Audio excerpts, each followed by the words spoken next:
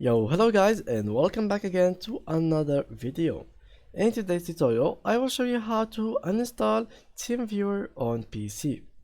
So guys, first of all, what I need you to do is go first to your browser and open any kind of browsers on your PC. For me, I'm using Google Chrome. Now, after I did that, what I'm going to do is click here and search for Teamviewer. So right after this, I did so. What I'm going to do is click on this first link. And from here I click on download for free.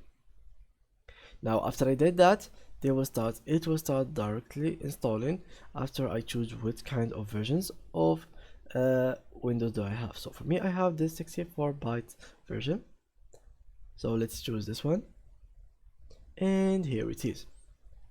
Now let's click on this file after it's installed or download, and now let's start installing it. So here they give you your options: the default installation, install, and then set up an extended access to this device, and run only. So it is one-time installation. For us, we want the default installation, so let's click on accept, next, yes, and just like so. It will take it a little bit of a moment, and here it is, 100%. Now it will start installing the files. It will not take a lot of time, so it's done by now.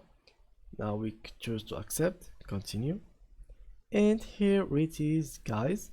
So that is my ID, for example. This is my account. If you want to copy your ID, your stuff, here is everything, but first you need to create an account and sign in. And yeah, that was it for today's video, guys. Here's the Teamviewer. Here's everything about your account. Make sure that you are connected to your Wi-Fi to have all these informations about your Wi-Fi. For me, I'm not really connected now. So yeah, guys, thank you for watching and see you on the next tutorial.